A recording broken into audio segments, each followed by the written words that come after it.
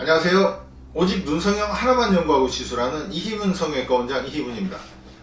저는 여러분들께 이렇게 사진을 꼭 곁들여서 상담을 드리고 있습니다. 성형수술은요, 모양을 고치는 그런 수술인데 말로만 이렇게 상담을 드리면 별 의미가 없을 것 같아서 항상 사진을 준비해서 보여드립니다. 물론 좀 난해하고 어려운 케이스, 저는 20년간 눈 수술을 전문적으로 눈만 수술했기 때문에 정말 난해한 환자분들이 저를 많이 찾아오십니다. 이분도 그런 경우 중에 하나입니다. 왜냐하면 눈이 꺼지고 눈동자가 가려져 있고, 잘 보면 눈 자체가 짧아져 있는 걸 보실 수가 있습니다. 즉 눈이 이렇게 되어 있어야 되는데 이렇게 된 상태인 것입니다. 그런 거를 충분히 고쳐서 자연스럽고 예쁜 눈을 만들어야 되는데요. 일단 꺼진 거 먼저 보실까요? 이렇게 눈이 꺼지면 환자분들은 저한테 지방 이식을 해달라 이렇게 얘기를 하는 경우도 있고, 심지어는 다른 병원 성형외과 선생님들이 지방 이식이 꼭 필요하다 라고 말을 해서 그렇게 설명 듣고 오는 분들도 적지 않습니다. 그런데 꺼진 이유가 무조건 지방 때문에 그런 게 아니라는 것이 문제입니다.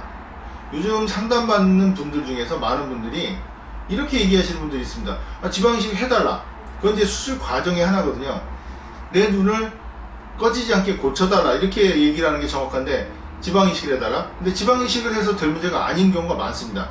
왜냐하면 여기 꺼진 부분은 눈이 안 떠지면서 눈 뜨는 근막에 그 공간이 생겨서 그렇습니다. 즉 눈을 제대로 뜨게 하면 이렇게 아무렇지도 않게 꺼진 부분이 교정이 될 수 있는데 지방 이식이 필요가 없는 것입니다. 오히려 지방 이식을 하게 되면 더 눈이 안 떠지고 두툼해지고 눌려서 문제가 생길 수가 있는 것입니다. 요즘 인터넷이나 그런데 상당히 많은 정보가 넘쳐납니다. 즉 의사가 아니라도 의료에 관한 정보를 손쉽게 찾아볼 수가 있는 것인데요.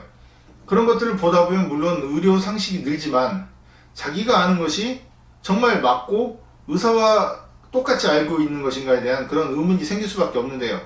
즉 단편적인 그런 지식을 갖고 판단을 내리게 되면 문제가 생길 수가 있는 것입니다.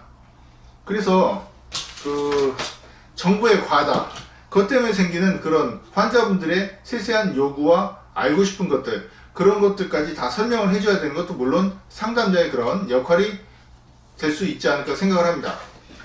이렇게 안검하수를 고치고 또 아웃풀도 두꺼운 쌍꺼풀 약간 인아웃 정도 만들면서 좌우폭을 길게 만든 그런 좀 어려운 케이스 사례를 보셨습니다.